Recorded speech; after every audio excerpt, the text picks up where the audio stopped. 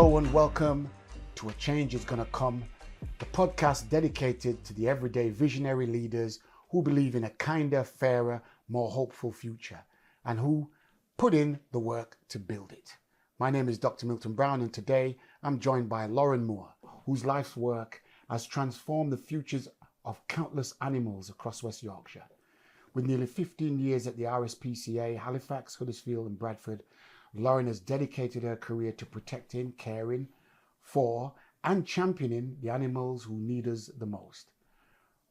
From early work with young people to her time volunteering in Canada to laying the groundwork for the Forget-Me-Not Children's Hospice, Lauren's journey is shaped by compassion, commitment and an unwavering belief that every animal deserves a second chance. Lauren, welcome to A Change Is Gonna Come. Quickie on this as well. Can I ask you about your time in Canada before we get in there? What was that like, and how old was you when you went there? I was 24. I was 24 years old, and it was basically, I got to a point in my career where I could have a sabbatical, let's call it that. And it was actually my dad who encouraged me, and he said, you know, you this is the chance that you get to do it. Go and do it. And so I sold my car and packed up everything and moved over to Toronto and volunteered at the Humane Society over there, WWF. And then while I was over there, I thought, wow, this is a big country. I need to explore it a bit more. So then I flew out to Vancouver and then traveled back through Banff and the lakes, and it was just an absolute amazing experience. Why did you go in the first place? Was it just... Well, do you know, sometimes people have, I've always wanted to go to this certain place. A lot of people say Australia. I don't know why, but for some reason Canada was always my list of the top of where I wanted to go. And I just believe that if you want something to happen, you just manifest it and do it. Excellent. Wonderful. One of my questions I always ask our guests, and thank you for being here today. Yeah, you're welcome. Is what drives your passion for caring for unwanted or abused animals? Well, this actually goes back to, I think it is in the family. I think it's in the blood. It's my grandparents on both sides, both rescued dogs, especially on my dad's side from Middlesbrough. Used to take in the strays off the streets and just look after them. But it was, I was 6 years old and we adopted our family pets, two dogs, Lucky and Jess, from the Sheffield RSPCA.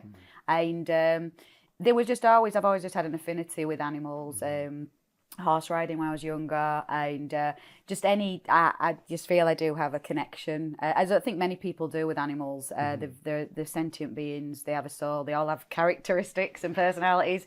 And so for me, it was when I was 6 years old, I encountered these two fabulous dogs that shaped my life. Was it those two dogs that solidified your commitment to animals? I'd say so. Well, if we were going to say with, for example, with me, my career with the RSPCA, it did start by, again, I found out that the Sheffield RSPCA was closing down. They needed to raise funds to relocate.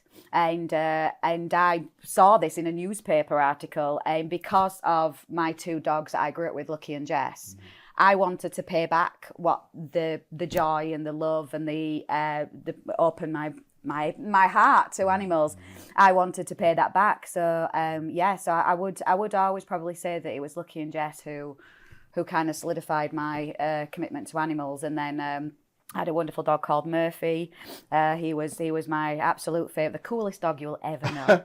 The coolest dog you will ever know was Murphy. And right now I've got Fudge, and Fudge is a Staffordshire Bull Terrier. He's insane and I adore him. But with all animals, I mean, I'm very lucky that I get to work in an animal centre, and if I want to cuddle a kitten, I'll walk in and cuddle a kitten. Running a local independent branch comes with unique challenges. Can you share some of the biggest obstacles you face, particularly in today's fundraising climate with rising living costs? Yeah, I mean, I'm not going to lie, it's hard for all charities out there right now. There are so many charities, and that in itself, I think, is just a testament to what is going on in the world. There shouldn't be such need for these charities. We should be able to look after each other, and it should be part of just being human beings. But there is a lot of issues with people being able to support the causes that they want, but again, not having enough money to look after themselves, to look after their families. So all charities right now are feeling the pinch, let's say, as same as others. I'm hearing a lot of charities are having to make redundancies, the big national charities, to make up for, you know, the money that they are not making from the funds they're not bringing in. But for us, our challenge as a branch is that, as I just mentioned there about the national charities, a lot of people don't realise that we're a local independent branch.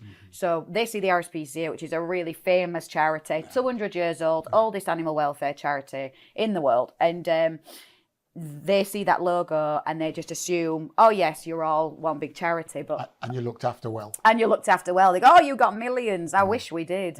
But we're an independent branch, so we have to raise our own funds within the Huddersfield, Calderdale and Bradford area. And that can be a challenge when we're missing out on opportunities because people see us as a national charity and want to support local. So I run around just saying local about 14 times a day. We're local, we're local. Do you know we're a local charity? Yeah. So No. If anybody's going to turn it around, it's you. How has the condition of your old centre and the need for a new facility impacted your work and the animals in your care? Well, our old facility, it was actually, it's 45 years old. Well, next year it will be. It was 1981 that we moved on site there. And so over the decades, we've had buildings put where they need to do. So the small animals unit, the cattery is being updated. But as with everything, every kind of building, it gets wear and tear. And I'm so proud of the work that our animal centre team do. We really do put blood, sweat and tears into making sure these animals, they come in all sorts of states, as you can imagine. And I can see within a week, these animals turn around, like the shell that they came in as. They suddenly got light behind their eyes. They suddenly, you know, you can see their personality come through. And honestly, our animal centre, the way it worked, did not reflect the quality of care that we are giving to these animals. And so it was basically, we want to have better facilities so that we can give better care and basically find the best homes for these animals. Yeah. And I guess I don't mind animals. I wouldn't say I love them. Right, I'm leaving. Please. And in especially my culture growing up, folks are from Jamaica, so we have yard dogs. Yeah. They're outside all the time. Yeah. So we were never grown up to think an animal could live inside. Yeah. Yeah? Yeah. But I'm always interested in what makes an animal lover an animal lover. What is the care you give them?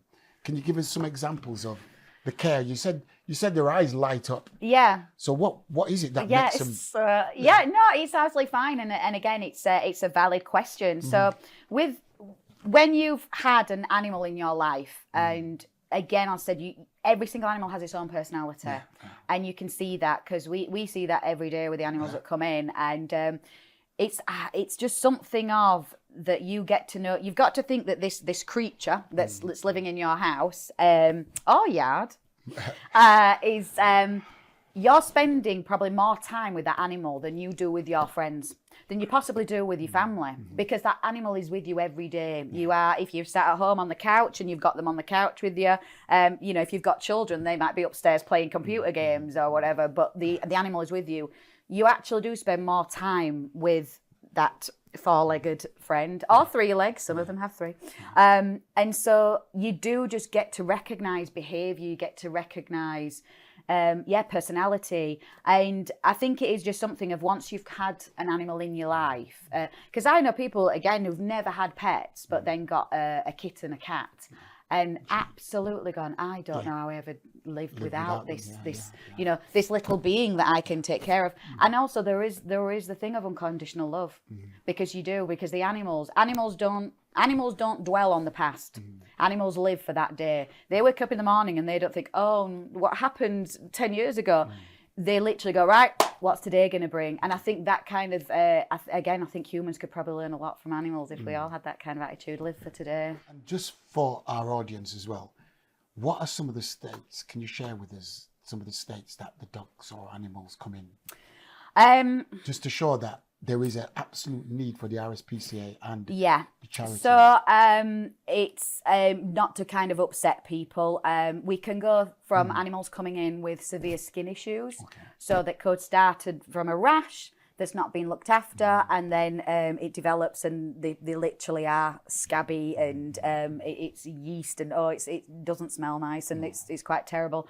Neglect of eating as well. So we've had animals that can't stand because they can't hold themselves because they're absolutely skeletons.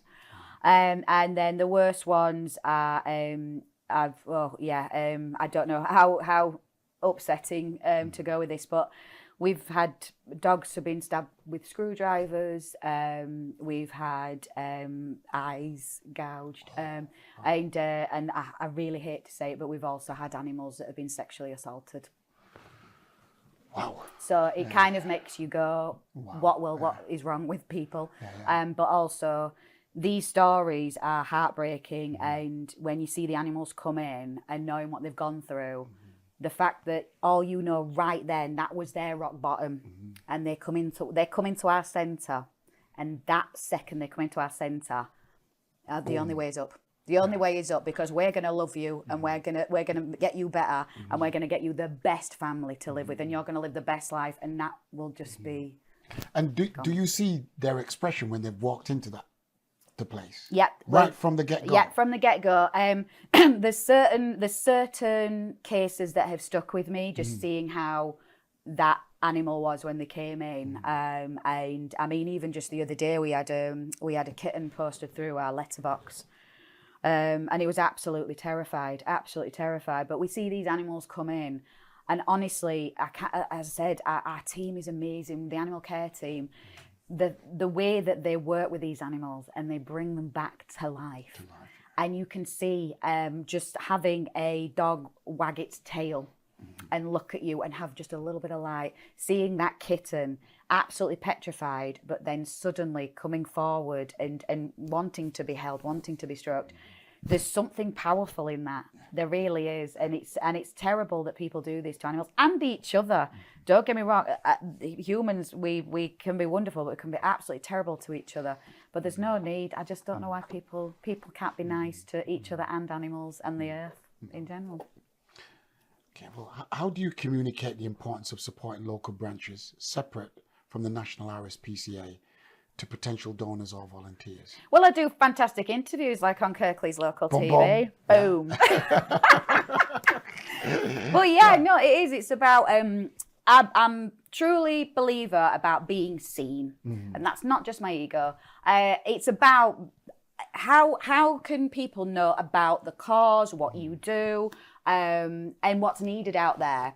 If you're not there to tell them, if you're not there in their faces, if you're not being present and promoting and saying, look, this is what we do, there's a way of, if someone is just sat there and wanting something to come to them, you have to go out and get it. So I do. Passion is a massive thing as well. I've been called passionate a few times, and I don't know why. But yeah, and I think that is something that drives me when I'm going out and about. I really want people to know about the work we do with the animals, but I also want them to know that we are trying to educate. You know, we are trying to move forward and have people, you know, make decisions about getting the animals. And for us, it is quite hard with us having a very famous logo. People automatically think, oh, I know what you do, but they don't, because the National RSPCA are the inspectors, and they're the ones who go out and do the rescue and remove the animals. We're in the centre, we're in the healing, we're into the behavioural work, we're into the care, and we're into the rehoming. So there is that part there that I just tried to get across. But with anything for me, I mean, again, someone asked me a question, I'll talk forever about my branch. You forgot to mention a local charity. A local. Yeah. I'm trying to cut down on my locals in this one, but yeah. Okay. But you've got local in the title, so I'll be all Kirklees Local. Okay. When you think about a new animal in the centre and you're raising funds, what does success look like for you? and the animals who will benefit. I think you touched on this slightly earlier on, but what does success look Yeah, like? well, again, success for me is getting that animal into a fabulous home and having the updates, having the videos, the photos that people. We do dog shows and people bring back past residents there. We have our online cat show. That sounds very strange, but it's good. We've got people send the photos in. We're weird like that, but to see that kind of, do you know what, that animal had a different life before it came into our care, and we've now given it the best life. Success is that in the animal side of it. For me as well is success is, I do like it when people do know that we're a local branch. I do. I think that is a success of going, great, I'm being heard, we're being listened to, people are wanting to support. And absolutely the success will be when we've done our really big refurb and we've redone our animal centre, and we're going to have this beautiful building, and I'm going to look at it and go, that's success. Okay, absolutely. And we shall be there for You will be. You will be. Beyond the physical building, what kind of impact do you hope to make in Halifax, Huddersfield and Bradford during and through this campaign? Well, again, the impact, as I keep saying, it's knowing the services that we provide, knowing that we've got these animals needing homes. And we're also wanting to bring that education side as well. Of we do a lot of school talks, and we do actually quite a lot in the Bradford area. It's more just about learning to respect animals. You don't have to have one in your home. You don't have to have one as a pet. But learn about respect. We've done talks about not kicking pigeons, just respecting the other creatures on this earth. So again, the impact I'm hoping and being able to use this appeal for is to get out there and to just make sure that we're giving animals that respect, giving them a better life. We're wanting people to embrace us as their local RSPCA, that they can come to us, that they can contact us, and I'm available for all parties for any presentations and hosting if they'd like me to talk. Wonderful, wonderful. And on a personal level, what keeps you motivated during the toughest days in the animal welfare? This is just going to be just repeating myself again, really. So it's animals, absolutely. My drive is, again, I can go back to being 6 years old and bringing in, 2 rescue dogs into my family and absolutely adoring them.